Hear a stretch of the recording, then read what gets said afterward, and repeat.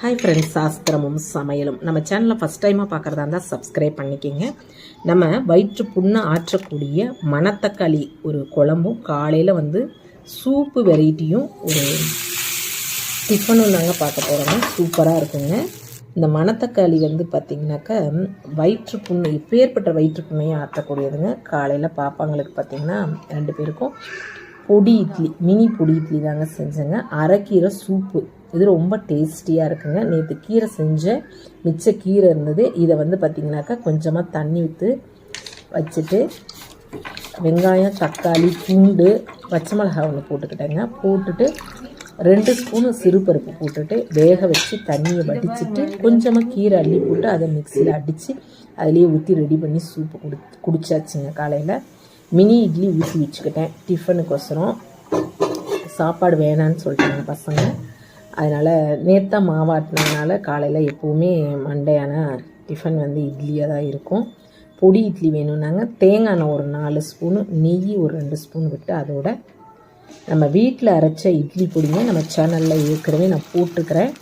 ரொம்ப டேஸ்டியாக இருக்குங்க இந்த இட்லி.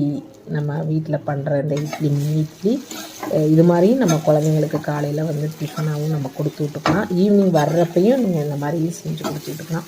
இதுலேயே கருவேப்பிலை வேணும்னா நீங்கள் பொடியாக ரெடி பண்ணி இந்த மாதிரி கருவேப்பிலை பொடியிலையும் நம்ம ரெடி பண்ணி போடலாம். கொள்ளு பருப்புலையும் நம்ம கொள்ளு பருப்பும் ரெடி பண்ணிக்கிட்டோம் அப்படின்னா இந்த மாதிரி மெத்தடில் பொடி இட்லி செஞ்சு குழந்தைங்களுக்கு கொடுக்கலான்னு வச்சுக்கோங்களேன். அடுத்து பார்த்திங்கனாக்கா மணத்தக்காளி, இது வயிற்று புண்ணு, எப்பேற்பட்ட வயிற்று புண்ணு இருந்தாலும் இந்த மணத்தக்காளி சரி செய்யுங்க. அதுக்கு பூண்டு ஒரு பிடிச்ச, சின்ன வெங்காயம், தக்காளி ஒன்றுங்க.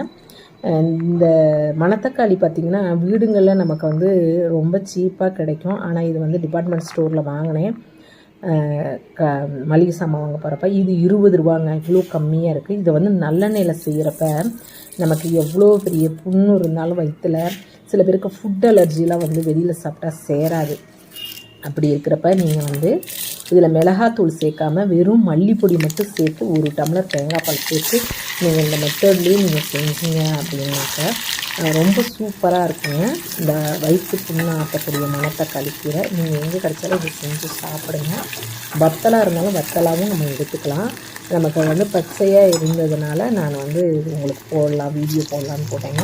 இப்படி நம்ம கடுகு, உளுந்தம்பருப்பு, வெந்தயம்லாம் போட்டு நல்லா வணக்கிட்டு நல்லெண்ணெய் ஊற்றுறப்ப நல்லா டேஸ்ட் அதிகமாக இருக்கும். இதை ஃபங்க்ஷன் வீடுங்களெல்லாம் இந்த மாதிரியும் செய்வாங்க. ஹோட்டல்கள்லையும் இந்த மாதிரிலாம் செஞ்சுருப்பாங்க பாருங்கள், நல்லா டேஸ்ட்டாக இருக்கும். இந்த வெங்காயம், தக்காளி, பூண்டெல்லாம் வணக்கிட்டு இதில் ஒரு 2 கரண்டி எடுத்து நீங்கள் தனியாக வச்சு பேஸ்ட்டு மாதிரி அரைச்சிக்கோங்க. அப்போ தான் திக்னஸ் கிடைக்கும். இதுக்கு சில பேர் பச்சரிசி மாவு அப்படியே கரைச்சி விட்டு